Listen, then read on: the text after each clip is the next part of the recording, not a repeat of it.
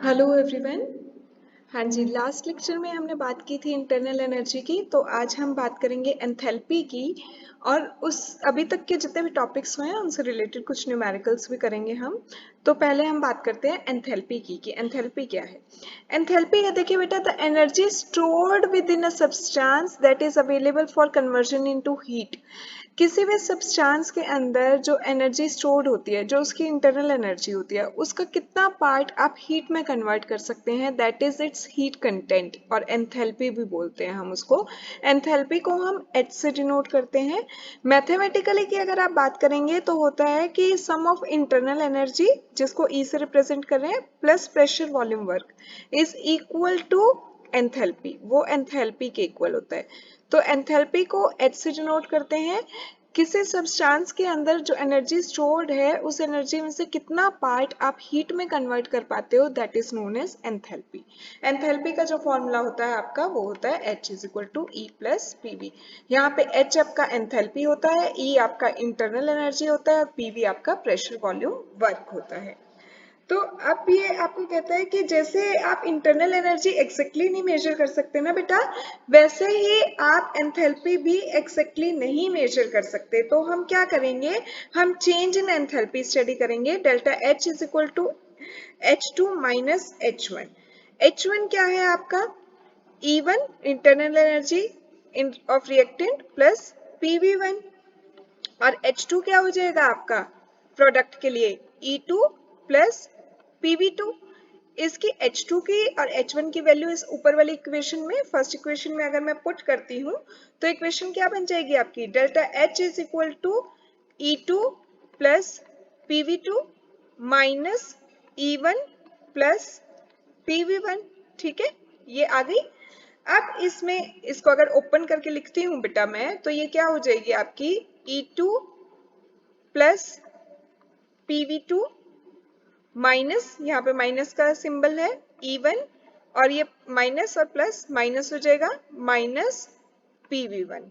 ठीक है, अब E2 इंटरनल एनर्जी वाली टर्म्स को एक साइड ले आओ, E2 E1 को, तो क्या हो जाएगा, ये E2 माइनस E1 है plus P V2 minus V1, या हम इसको लिख सकते हैं delta H is equal to E2 minus E1 क्या हो जाएगा आपका, delta E plus P V2 minus V1 क्या हो जाएगा आपका, डेल्टा V, डेल्टा V। तो हम इसको लिख सकते हैं delta H is equal to delta E plus P delta V। अगर आपने चेंज इन एंथैल्पी स्टडी करना है तो उसका फॉर्मूला होगा delta E plus P delta V। अब इसका सिग्निफिकेंस क्या है चेंज इन इंटरनल एनर्जी का, क्यों पढ़ रहे हैं आप ये, सिग्निफिकेंस ऑफ डेल्टा H। आपको पता है कि delta E is equal to क्या होता है, Q plus W from first law of thermodynamics. ये इससे पीछे वाले लेक्चर में हमने किया था, बेसिक्स जरूर पढ़ लीजिएगा, इंपॉर्टेंट है। If work is done by the system तो नेगेटिव साइन होता है, तो ये आपका हो जाएगा Q माइनस डब्ल्यू। माइनस क्यों हुआ, जब आपका work is done by the system होगा तो। और वर्क डन अगर प्रेशर वॉल्यूम वर्क के इक्वल है तो W is equal to P delta V के इक्वल होता है। तो इसकी वैल्यू यहाँ पे पुट करूं वर्क की जगह, तो ये आपका बन जाएगा delta E is equal to Q minus P delta V। ठीक है, इतना। अभी और आप कह रहे हो कि यहाँ से अगर वैसे Q की वैल्यू निकालूं, प्रेशर हम कांस्टेंट लेके चल रहे हैं, तो देखिए ये हो जाएगा, इसको इस साइड ले आऊंगी तो delta E plus P delta V। ठीक है, अभी आप यहाँ पे कह रहे थे लास्ट में कि डेल्टा H जो होता है आपका, वो होता है delta E plus P delta V के इक्वल। डेल्टा H हमें पता है कि हमारा होता है delta E plus P delta V के इक्वल। अब इन दोनों इक्वेशंस को बेटा अगर आप कंपेयर करते हैं तो देखिए इधर भी delta E plus P delta V है, यहाँ पे भी delta E plus P delta V है। तो from equation 2 and 3 after comparing the same we can relate or we can conclude that QP is equal to delta H। ठीक है, तो enthalpy change delta H जो है आपका, that is enthalpy change is the heat change at constant pressure। At constant pressure. Okay, अब ये कहते हैं कुछ कैरेक्टरिस्टिक्स भी हैं एंथैल्पी की, वो भी देख लीजिए आप, कैरेक्टरिस्टिक्स ऑफ एंथैल्पी।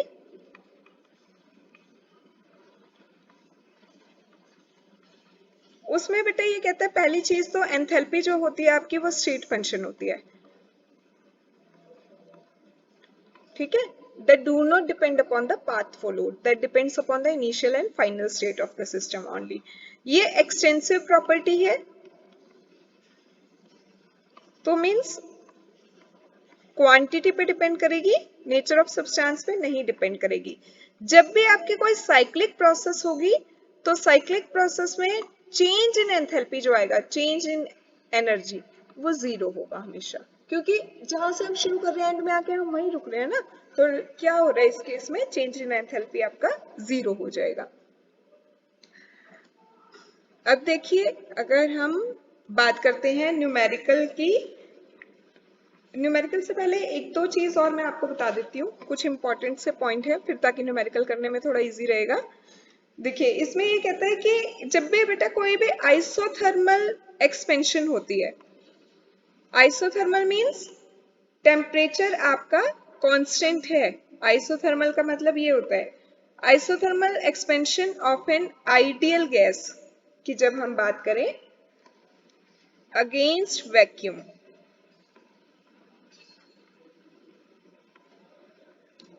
इसको फ्री एक्सपेंशन भी बोला जाता है, फ्री एक्सपेंशन। तो डेल्टा ई की वैल्यू बेटा जो होती है आपकी वो जीरो के इक्वल होती है, वर्क डन जो होता है वो जीरो होता है, हीट एब्सॉर्ब्ड और रिलीज जो होती है वो जीरो होती है, ठीक है। फॉर एडियाबेटिक चेंज, एडियाबेटिक क्या था कि आप बाहर से कोई हीट सप्लाई नहीं करेंगे, चाहे टेम्परेचर कांस्टेंट रहे या ना रहे, ठीक है, वो प्रोसेस एडियाबेटिक होती थी। तो आप हीट सप्लाई तो कर ही नहीं रहे, तो Q की वैल्यू जीरो हो जाएगी। Q की वैल्यू जब जीरो हो जाएगी तो आपको पता है कि delta E is equal to Q plus W होता है। Q की वैल्यू जीरो होगी तो डेल्टा E आपका क्या हो गया, वर्क के इक्वल हो गया। ये किस केस में हो रहा है, जब प्रोसेस आपकी एडियाबेटिक हो रही है। एक और चीज होती है कि एक्सटेंसिव प्रॉपर्टीज जो होती है ना बेटा आपकी, दैट आर एडिटिव,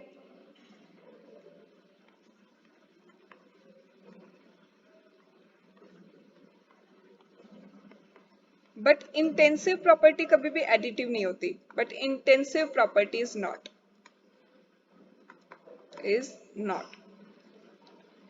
जैसे प्रेशर होता है आपका is equal to force by area,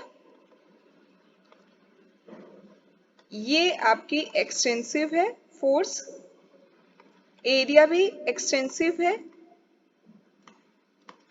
लेकिन जो प्रेशर है बेटा वो क्या हो जाएगा आपका, इंटेंसिव है।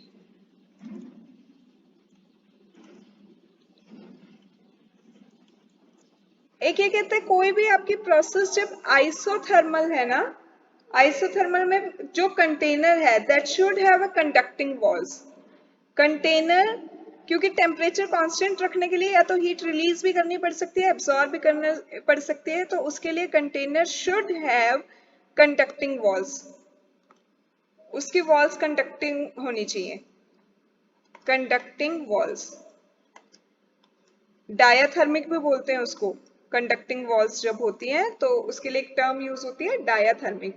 और जो सिस्टम है आपका it should be open system, क्योंकि ओपन सिस्टम होगा तभी तो एनर्जी का एक्सचेंज होगा, या तो ओपन सिस्टम हो, और अगर क्लोज सिस्टम की बात कर रहे हैं तो क्लोज सिस्टम में कंटेनर की वॉल्स जो है वो कंडक्टिंग होना जरूरी है, अगर कंडक्टिंग नहीं है तो वो आपका आइसोलेटेड में कन्वर्ट हो जाएगा सिस्टम, ठीक है। कोई भी प्रोसेस अगर आपकी साइक्लिक प्रोसेस है तो साइक्लिक प्रोसेस के लिए चेंज इन इंटरनल एनर्जी आपका जीरो रहता है। अब न्यूमेरिकल आप कर पाएंगे। देखिए पहला क्वेश्चन ये कहता है कि आपकी कोई प्रोसेस है जिसमें 701 joule of heat is absorbed, absorb हुई है बेटा, एब्सॉर्ब हुई है तो पॉजिटिव साइन आएगा, तो प्लस 701 जूल, ये हमने कर दिया, इतनी हीट एब्सॉर्ब हुई। उसके बाद ये कहता है and 394 joule of work is done by the system. Bye the system हमेशा नेगेटिव साइन होता है, तो नेगेटिव साइन और कितना काम हुआ, 394 जूल। आपने अब क्या कैलकुलेट करना है, change in internal energy. Change in internal energy करेंगे, डेल्टा ई आपने निकालना है। तो डेल्टा ई का फॉर्मूला होता है from the first law of thermodynamics, Q plus W. Q है बेटा यहाँ पे गिवन आपका 701 जूल, और वर्क डन जो है वो माइनस में आ रहा है 394 जूल। वैल्यूज पुट कीजिए, सिंपल सी आंसर आपका आ जाएगा होपफुली। इसको 701 में से जब हम 394 सब्सट्रैक्ट करेंगे तो 307 है ना, 307 जूल। एक आधा इधर उधर सब्सट्रैक्ट करके देख लेना भाई, वैसे ही इतना ही होगा। चलिए जी, अब सेकंड क्वेश्चन करते हैं। ये कहता है बेटा आपको कि कैलकुलेट कीजिए आप वर्क, हीट और इंटरनल एनर्जी, सब कुछ कैलकुलेट करना है आपको। इसने दिया क्या है, 0.75 mole of an ideal gas. ठीक है, तो नंबर ऑफ मोल्स आपको इसने दे दिए 0.75 और आइडियल गैस है। लो जी, मोल भी लिख दिया हमने आगे। That expand isothermally and reversibly at 27 degree Celsius temperature. Kelvin में कन्वर्ट कर ले, 27 डिग्री सेल्सियस में 273 ऐड करेंगे, अगर केल्विन में कन्वर्ट करना है तो 300 केल्विन टेम्परेचर हो गया, ये भी हमारे पास आ गया। आर का हमें पता ही है, गैस कांस्टेंट होता है हमारा 8.314, उसकी वैल्यू होती है। ठीक है, joule kelvin inverse mole inverse में। अब ये कहता है कि वॉल्यूम आपका इनिशियली है बेटा 15 लीटर, और वो वॉल्यूम चेंज हुआ 25 लीटर में, तो V2 हो गया आपका 25 लीटर। तो वर्क वाले टॉपिक में hopefully in the lecture number 1 और 2 मैंने आपको वर्क डन कराया था, उसमें ये फॉर्मूला कराया था कि फॉर्मूला होता है वर्क डन का 2.303 nRT log V2 by V1। देख लीजिएगा लेक्चर, ज्यादा क्लियर हो जाएगा। वैल्यूज पुट करो, 2.303, n की वैल्यू हमारे पास है 0.75, R आपको पता है 8.314, टेम्परेचर उसने आपको दे दिया है 300। ठीक है, इनटू लॉग में पुट कर दीजिए। V2 कितना है 25, ये रहा। V1 कितना है 15। इसको सॉल्व कर लीजिएगा, सॉल्व करेंगे तो आपका वर्क डन जो आएगा वो आ जाएगा अराउंड -955.5 जूल। ठीक है, अब अगर हीट भी कैलकुलेट करने के लिए वो आपको बोल रहा है तो हीट कैसे करोगे, for an isothermal process. Isothermal बताइए ना इसने कि आइसोथर्मल है process. For isothermal process delta E की वैल्यू अभी हमने किया था 0 होती है, तो delta E is equal to Q plus W होता है। तो यहां से आपका आ जाएगा 0 है ये, तो क्यू आपने कैलकुलेट करना है। डब्ल्यू आपका आ रहा है -955.5 जूल, तो क्यू की वैल्यू क्या आ गई, इज इक्वल टू 955.5 जूल। हो गया जी, क्यू भी कैलकुलेट हो गया, वर्क भी कैलकुलेट हो गया, और डेल्टा ई तो हम कह ही रहे हैं 0 है। कर लेंगे, ठीक है। कोई भी डाउट हो कमेंट सेक्शन में डालिएगा। नेक्स्ट क्वेश्चन ये आपको कहता है कि express the change in internal energy of a system. आपने चेंज निकालना है इंटरनल एनर्जी में, कब, no heat is absorbed by the system. System ने कोई हीट एब्सॉर्ब नहीं की, तो Q की वैल्यू क्या है 0 from the surrounding. But work is done on the system, लेकिन वर्क हो रहा है और ऑन द सिस्टम हो रहा है तो प्लस साइन है वर्क का। ठीक है, तो अब ये कहता है कि डेल्टा ई हमारा क्या होता है बेटा, is equal to Q plus W. Delta E, Q की वैल्यू तो 0 है, प्लस डब्ल्यू, डेल्टा ई क्या हो गया, is equal to W. As no heat is absorbed by the system the wall is adiabatic. What type of wall, system है, कैसी wall है, क्योंकि ये कह रहा है कि हीट जब एब्सॉर्ब ही नहीं हुई, ठीक है, एब्सॉर्ब नहीं हो रही, रिलीज नहीं हो रही, तो सिस्टम क्या है आपका एडियाबैटिक है।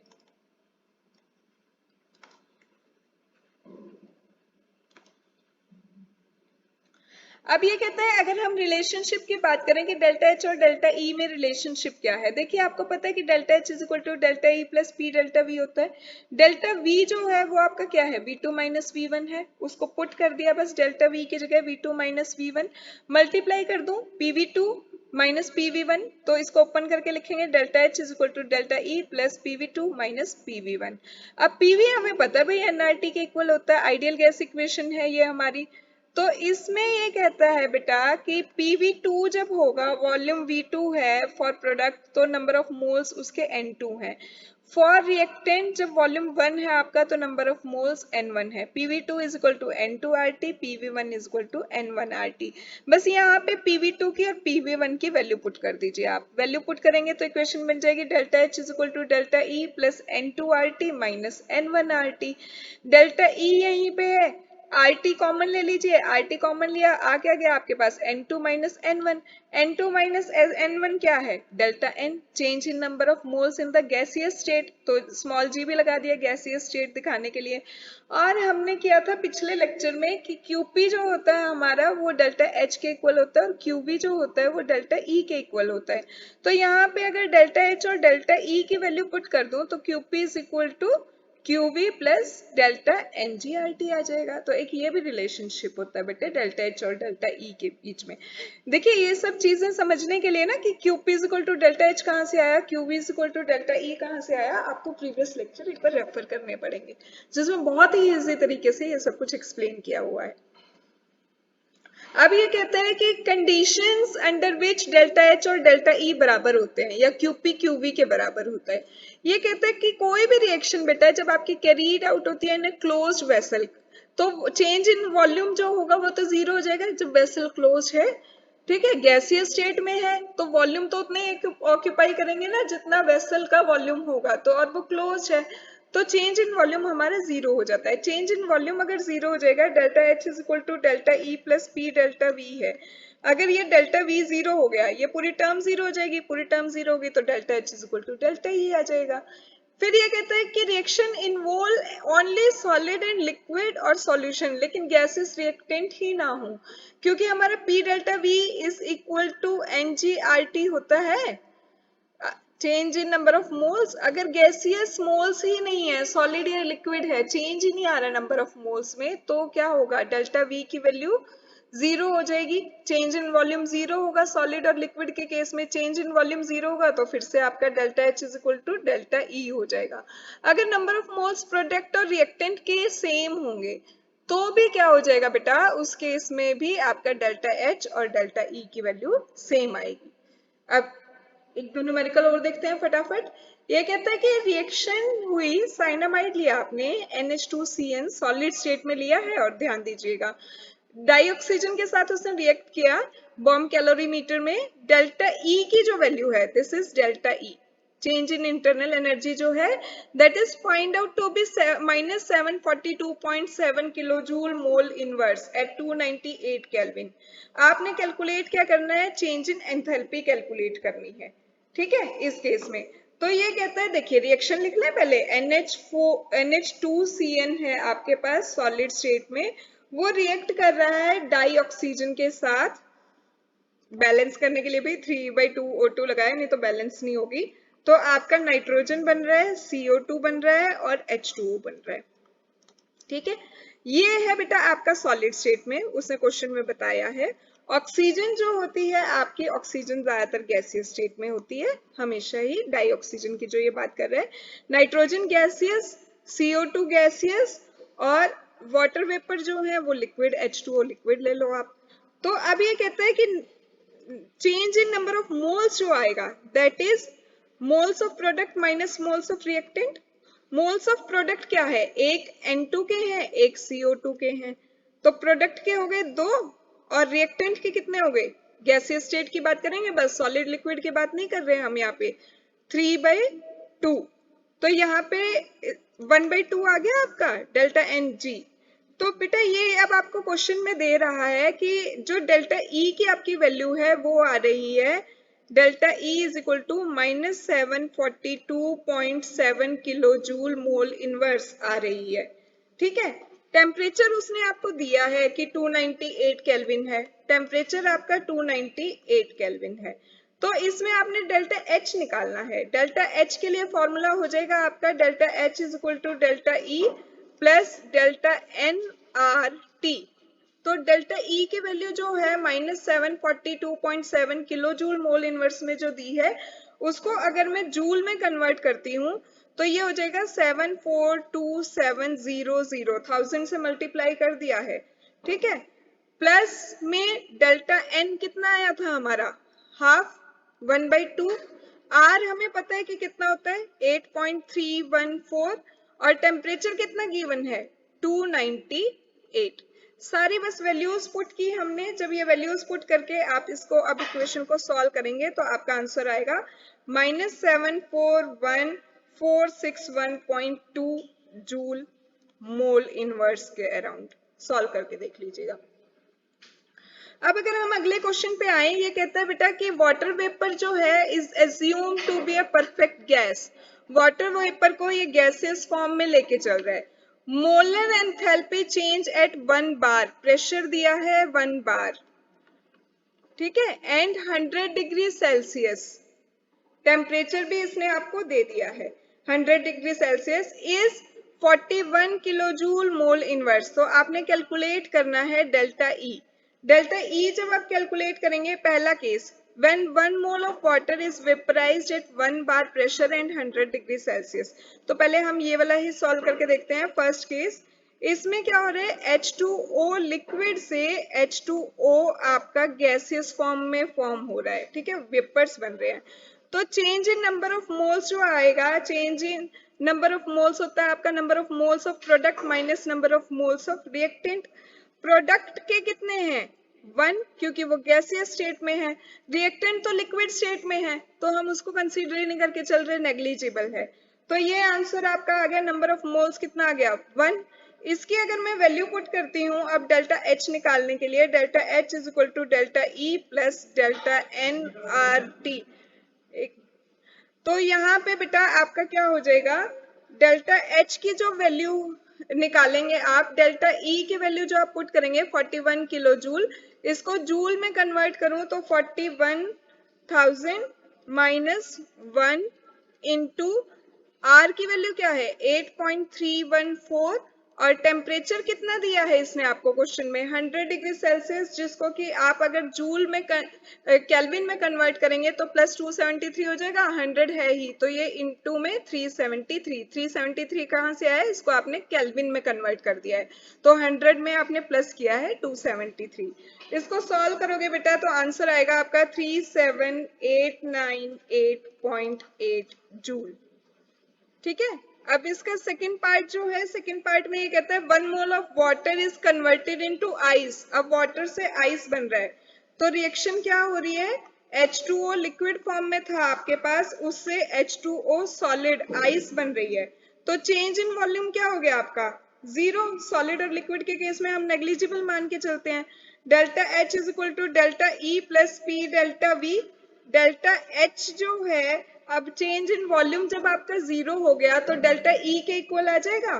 तो क्या आ गई आंसर आपका 41, क्योंकि डेल्टा E की वैल्यू तो क्वेश्चन में गिवन ही है 41 किलो जूल मोल इनवर्स। तो इस तरह से आप ये क्वेश्चन सॉल्व कर सकते हैं। अगर आपको कोई भी डाउट है किसी भी न्यूमेरिकल में या अभी तक के टॉपिक में, तो आप मुझे मैसेज ड्रॉप कीजिए कमेंट सेक्शन में। फिर से कहूंगी कि ये वाले लेक्चर समझने के लिए प्रीवियस लेक्चर्स देखना जरूरी है। अगर आपको थर्मो समझ आ रही है तो don't forget to subscribe the channel and like the video. Thank you so much.